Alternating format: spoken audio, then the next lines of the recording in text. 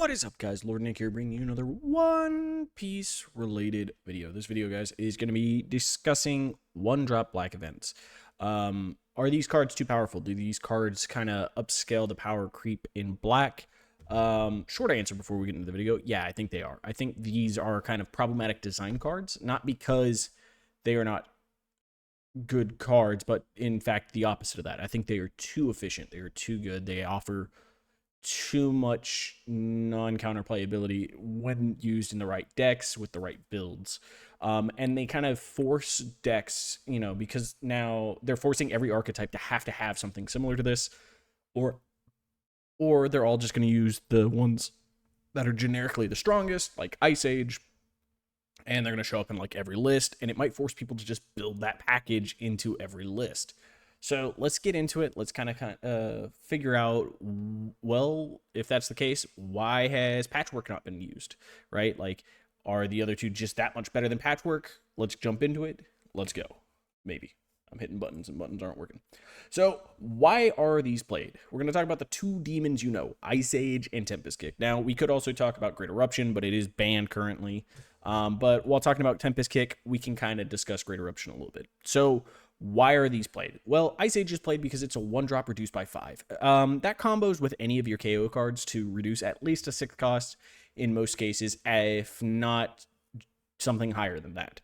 That is very powerful. That is a lot of tempo, and you can utilize a 1-cost event to do that. So it costs 1 Dawn to remove the power creep of the game. Like, you were trying to establish big bodies because big bodies are harder to remove. Well, with one drop -5, you can just remove anybody from the game, essentially. So that is why Ice Age is ran. It just, in general, it just allows you to get rid of big bodies at a super efficient rate. Now, why is Tempest Kick ran? Well, it's ran in a similar reason. For 1, you -3. Now, it is not ran in every black deck, and there's a lot of black decks that have kind of tested it to see if maybe, hey, does this fit better than Great Eruption? Why was and they're very similar cards. So you might be asking, so why isn't Great Eruption? Why, if Great Eruption's run, why isn't Tempest Kick run? Well, Great Eruption was run because it gave you early reduction that enabled you to then KO cards while not losing a card in your hand. So that is super powerful and super strong. Now, Tempest Kick can do that to a degree, but you have to have 9 cards at least in your trash prior to playing the Tempest Kick to get it to go off. Rob Lucci does not have an issue with this.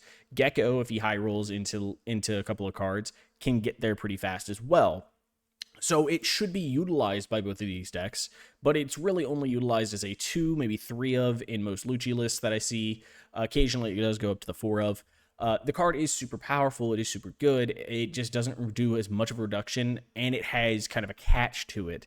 But both Gecko and Lucci both like to keep putting cards back into their trash. So this card doesn't see as much use, and I think the reason for that is not because it is a significantly worse card. I think it's actually a very potent and powerful card, much like Great Eruption was, but it does require a little bit more thought and process into what you are doing. You have to pay attention to what your trash is at. You can't be, overutilizing Lucci's or any of your put cards back cards if you want to gain the ability to use this card efficiently.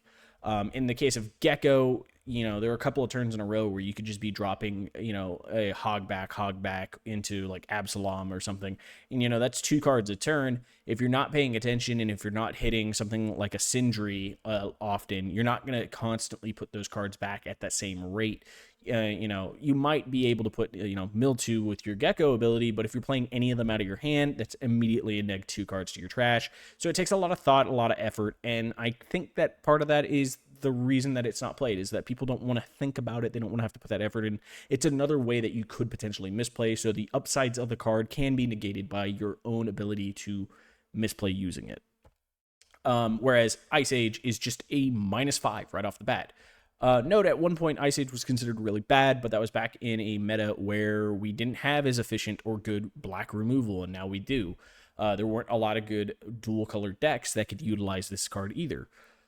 So, if both of these cards are generically strong and potentially pose some strength in Rebecca, why do I not use these cards? Why are these cards out of my Rebecca lists? Well, I don't use Ice Age because I don't have an efficient way of searching it unless I want to build more of a Navy build. But if I wanted to build a Navy build, I could play either of the other two black decks more efficiently. Yes, I could play blue Navy stuff. Brand New could find me a lot of the events that I want, but then I have to play around the Navy win conditions, and that means that I'm not playing a Dressrosa package almost at all, because the Dressrosa package requires me to have so many Dressrosa cards that it becomes very difficult.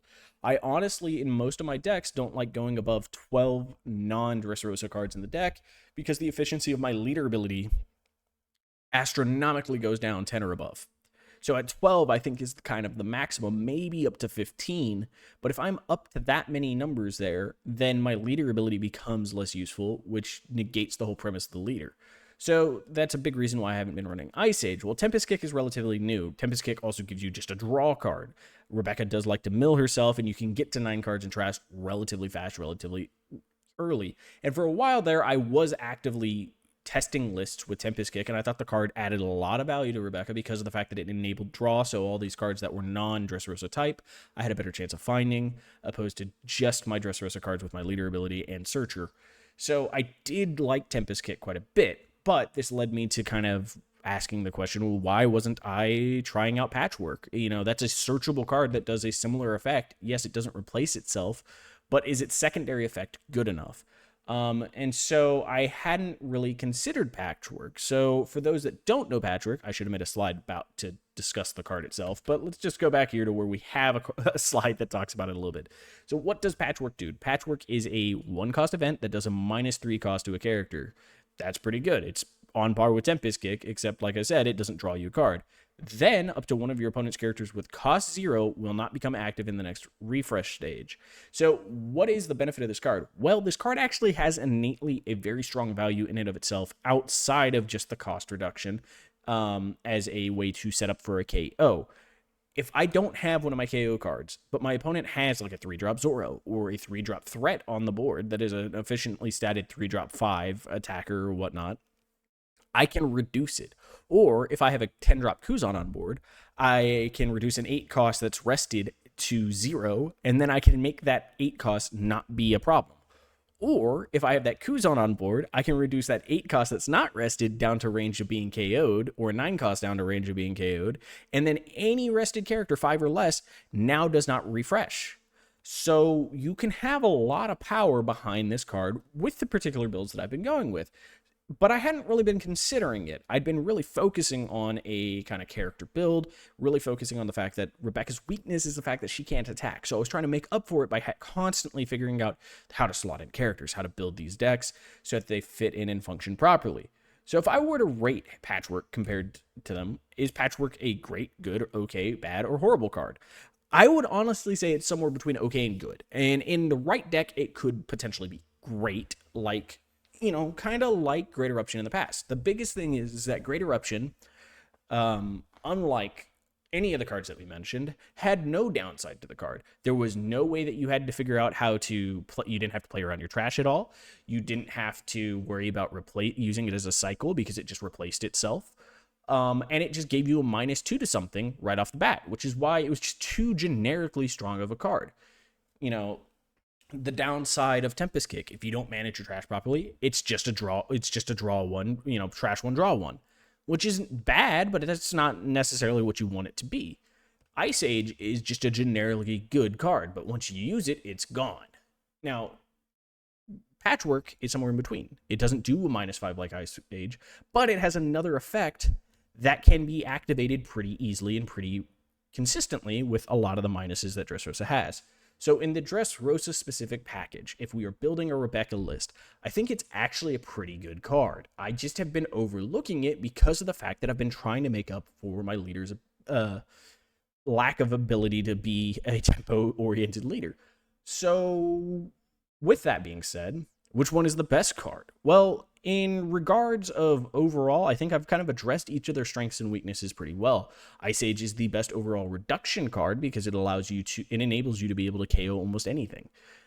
Patchwork is a really efficient combo card, and on its own can lock down early aggressive decks to buy you time to be able to do stuff to them, even if you don't have a KO card. And then Tempest Kick replaces itself and is actually not that big of a cost to efficiently get its -3.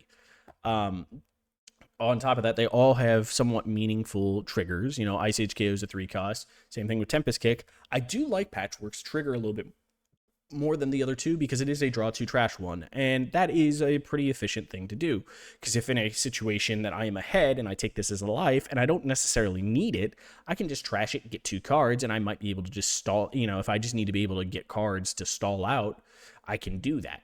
So let's get into a deck list. I have built a deck list that involves it. Here, let me actually showcase the deck list before we jump into it. I probably should have had that part ready.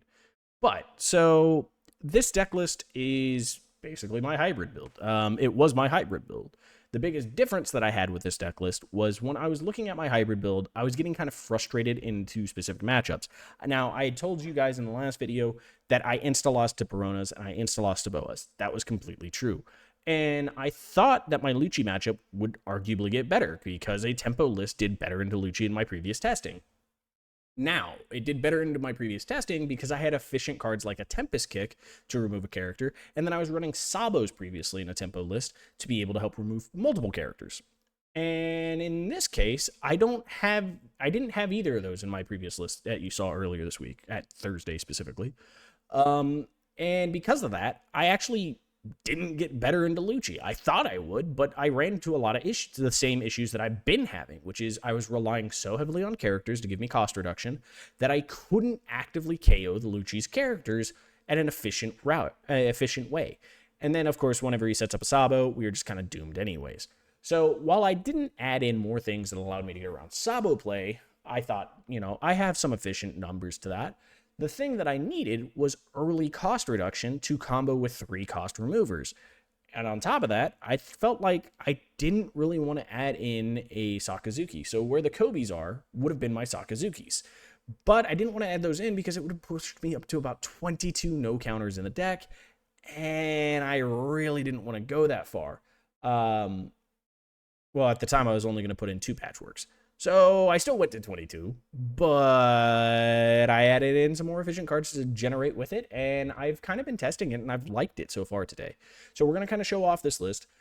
We currently, just so you guys know, have 8 3-drop characters that allow us to KO characters, either a 1 cost, a 0, or 3, which is pretty efficient and pretty good. We have our 3 Kuzan still, our 2 Aramakis, and our 3 Luffys. We dropped our Kong guns out of this.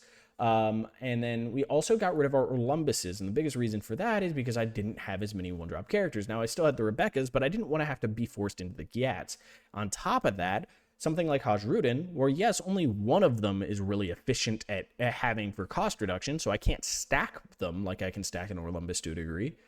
But what I can do is I can have Orlumbus out there as just a body. Just having a 6-drop 7k is actually pretty impactful, and having multiples. If he's removed by my opponent, well, guess what? Him plus a Rebekah on a 10-Dawn turn actually just kind of removes a lot of characters, and it's pretty good, and we like it. So we're going to give it a shot, guys. We're going to showcase this and hopefully be able to showcase a decent matchup for you. I know I've been kind of rambling. I was trying to make this a short one. Hey, look, we got a Lucci right off the bat. So let's see if we can actually do something to Lucci.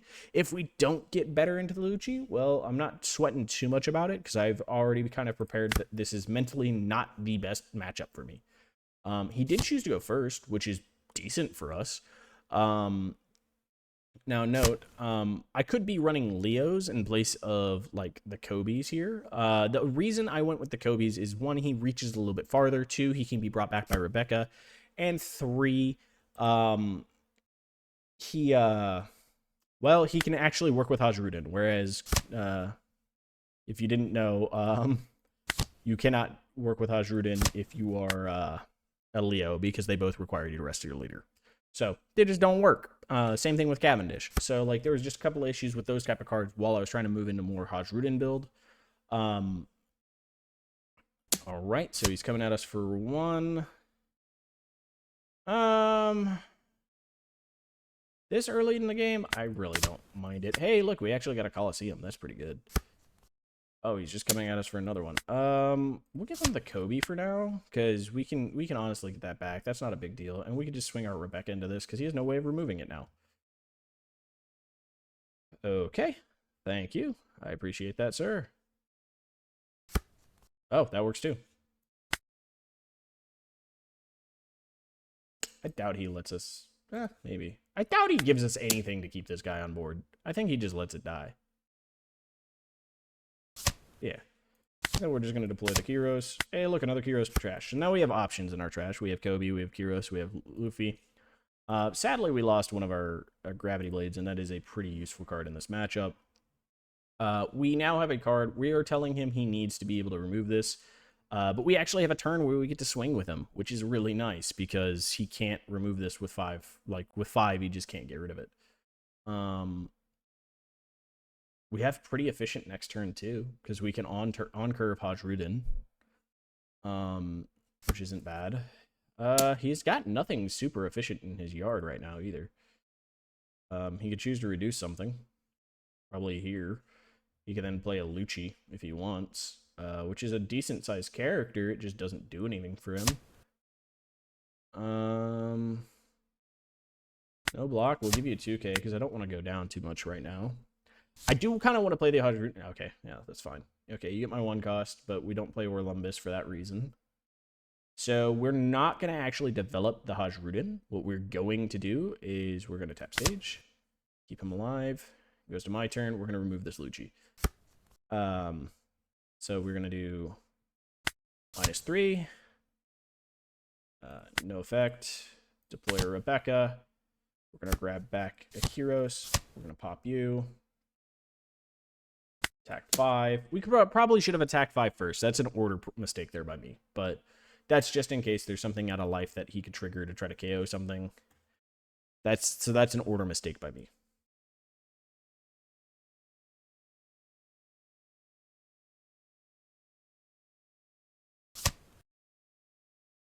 Activate lead. Oh, we missed both. So that is also why I don't like running more than like 10-ish, is that has a better chance of happening. But when we look at it, that's 1, 2, 3, 4. The chances of that happening again is pretty low. Between that, we have 5 out of our 12 non-Dressrosa cards already seen. So that means there's 7 left in the deck or in life. So our chances of them being milled by leader ability like that is very low now. He grabbed a 6-cost Brook that he can't deploy this turn. It's only going to get rid of one of the Kyroses.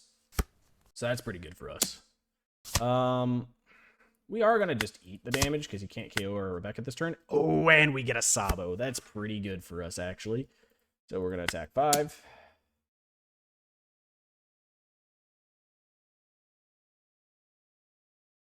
Because we can Mon Cherie, put back some of the cards we want to have back. We could get back the Kobe with the Mon Cherie. That's not that great. We get back the Brook. That's pretty good. It's not ideal, but not bad. We're trying to just get some cards out of his hand. The Kyroses are helping us put that pressure on him.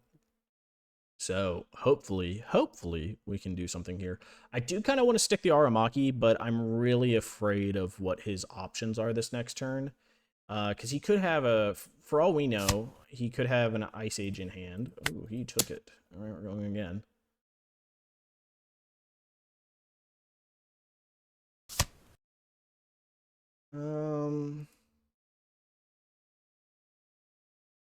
Let's see. Yeah, we can deploy the Mon Cherie.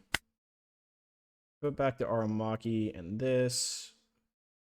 We'll grab back a 2K. Then we need a leader ability. Grab one of these. Deploy. Get one of you.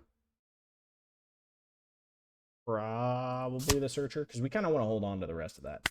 So now he doesn't have the option of KOing my blocker or trying to KO my characters. So really, he only has the Brook option. And he could Brook away the Sabo, but then he doesn't really have a way of clearing the Mon Cherie. So let's see here. He wants to go for life here. With 6 left, I'm not really afraid of that option, bud. We'll do this. So he's going to get rid of what? Kyros.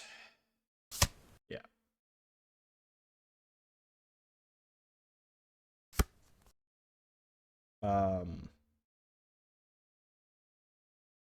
in all honesty,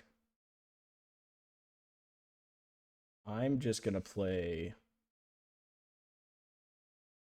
Aramaki, -3 to Rebecca. Nothing there. We're gonna activate this first. Yeah, there we go. See, because bottom deck her, private lead.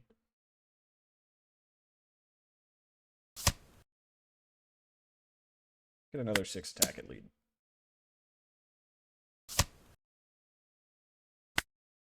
All right, what's in his trash? Does he have a Helmetho yet? He does not. He doesn't have a stage currently. So if he hits a stage, though, that could be pretty good because he could stage into Gecko. Okay, there's a -3. Who's he putting it on? Putting it on Sabo. Okay. So that's 3 Tempest Kicks we've seen. He's bottom decked 2 of them. That's the third one. He's trying to dig for something. He lost in Ennie's lobby. That's pretty good for us. He found a Lucci. So he can KO, which is good, I guess. But now we can just bottom deck the Brook and the Lucci.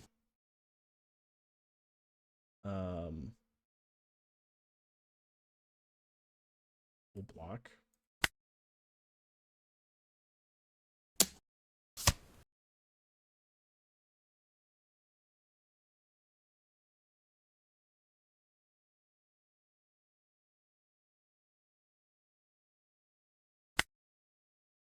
Give him a 2K.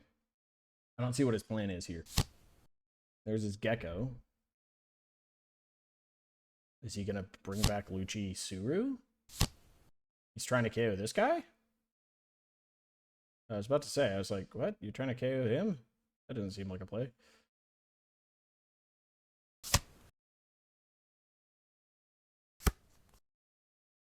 Okay. So we can -3 here. We can bottom deck these two.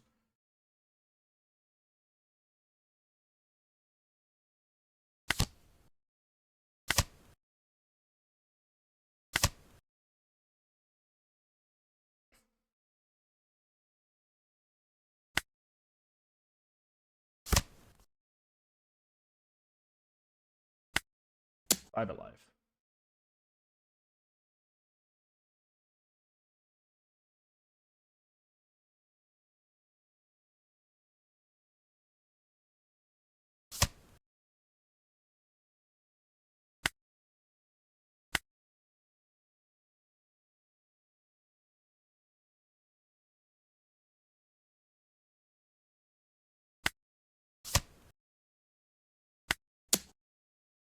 Clear that rook out, so he has no attacker. Because we still have another gravity blade, so we're kind of in a position. This will be difficult for him. Like if he wants to use that brook, okay, yeah, just go at life. That's fine. I don't mind it. No trigger. What you got? You got another Gecko? Oh, he has another one of you to trash him. Okay. Rebecca grabs 8 drops Sabo. Got a Spandine. I mean, we could just get rid of the Brook and the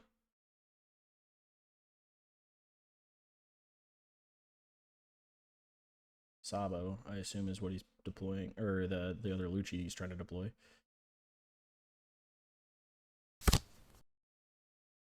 Oh, he deployed her. Interesting choice.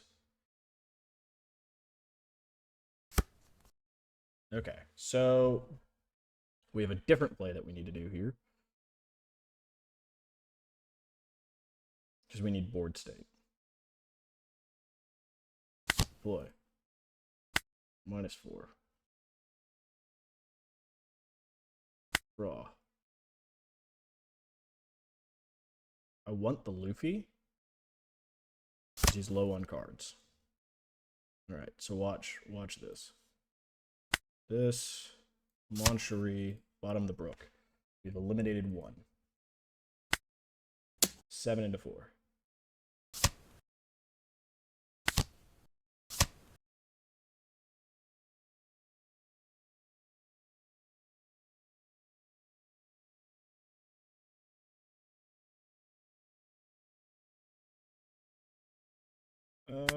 I don't really want to swing this turn. We'll leave it. We have a Gravity Blade. We have Hajrudin. We have Brook. He can't get rid of all 3 cards. Like, it's just not possible for him to get rid of all 3. So what he can do is he can swing. He can drop an 8-drop Sabo, because he picked up the 8-drop Sabo, right? That's the Sabo he picked up. I'm pretty positive that's what I saw he picked up. Boop, boop, boop, boop, boop. Oh, he picked up 5-drop Sabo. So he's trying to prevent from KOing. Little does he know I have another Gravity Blade. So if he's just trying to develop a board state that can't be KO'd this turn, he's going to be in a world of hurt. But he also picked up a Gecko, I thought, didn't he? Oh, no, I think he put a Gecko back. Okay, so he put a Gecko back that we know of. There's 1 in trash. I'm pretty sure he put 1 back. We bottom decked 1. So 3 Geckos, I think, is what we've counted or gone. We haven't seen an 8-drop Sabo yet.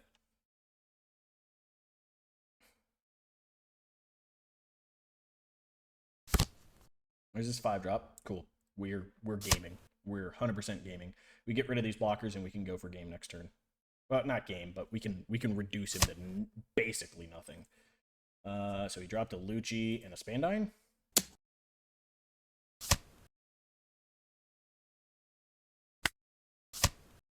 I don't want to go down to 2. That's fine.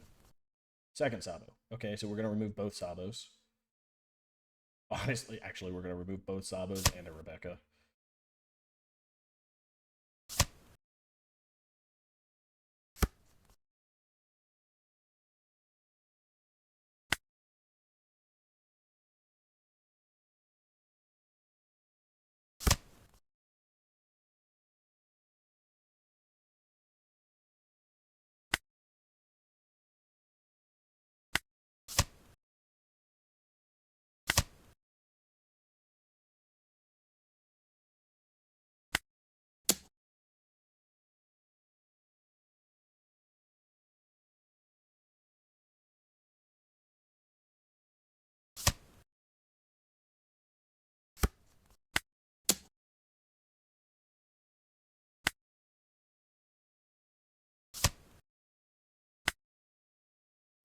We're not swinging him because we don't want to overcommit. We don't have a whole lot of counter. We don't have a whole lot of cards. If he swings at us, we're going to take it just so that we can get another card back. 1 second.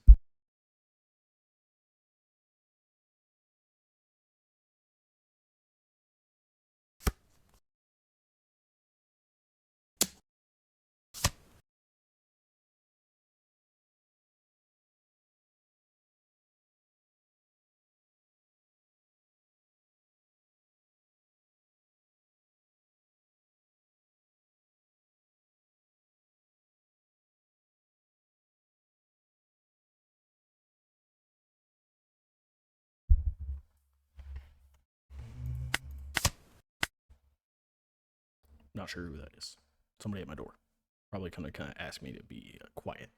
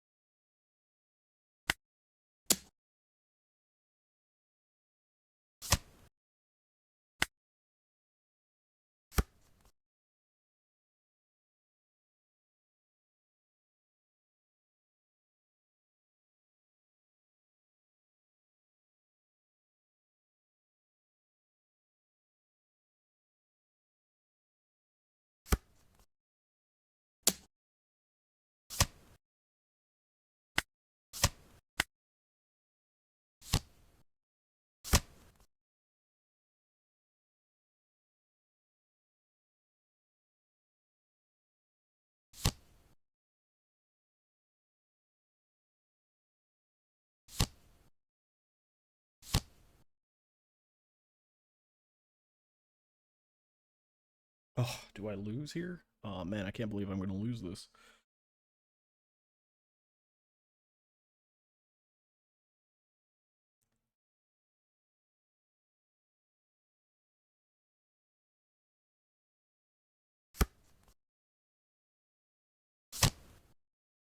Wait, he brought back Brooke.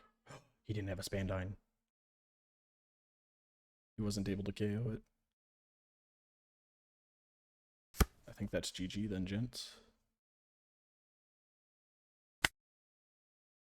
Doesn't matter what we grab.